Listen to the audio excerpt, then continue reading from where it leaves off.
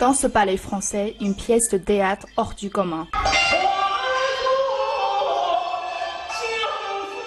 Intitulé Promenade au clair de la lune, ce spectacle musical est un florilège de grands poèmes classiques chinois chantés selon les airs de l'opéra de Pékin. Il fait partie d'une série de performances liées à la culture chinoise organisée par la mairie de 13e arrondissement de Paris. Dans ce quartier, plus d'un tiers de la population a des origines chinoises. Mais parmi les 3000 participants de cette année, beaucoup sont dans la découverte. C'était très très beau, j'ai beaucoup aimé. Je ne comprends pas malheureusement la langue, mais c'était vraiment très joli. Ça m'a touché. Il y a quelques petites phrases comme ça avec une valeur poétique qui m'ont touché.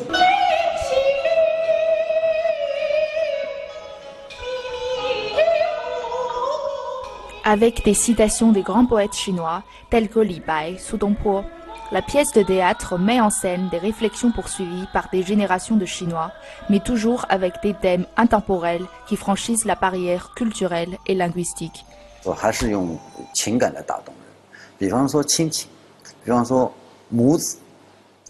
Ce sont les émotions qui permettent aux gens de comprendre.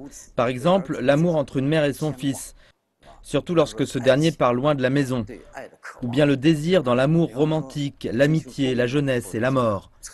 Ce sont des sentiments avec lesquels on peut tous s'identifier, peu importe que l'on soit chinois ou pas.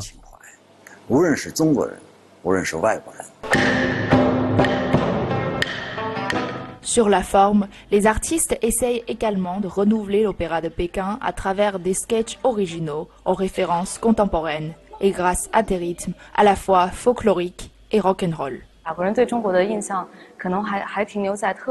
Les Français ont souvent une image très archaïque de la Chine qui ressemble à des scènes de cinéma du siècle passé. Donc quand j'organise des activités culturelles, j'essaie de trouver un équilibre entre l'aspect traditionnel et l'aspect contemporain de la culture chinoise. Il faut non seulement que le public français puisse apprendre de la Chine ancestrale, mais qu'il puisse aussi s'identifier aux jeunes Chinois d'aujourd'hui. À côté des activités culturelles, la mairie a également mis en place des classes bilingues en chinois et des cabinets de médecine chinoise, des dispositifs qui redonnent des racines à ce quartier, une vitrine de la Chine en France. Wei Yuqian, CGTN, Paris.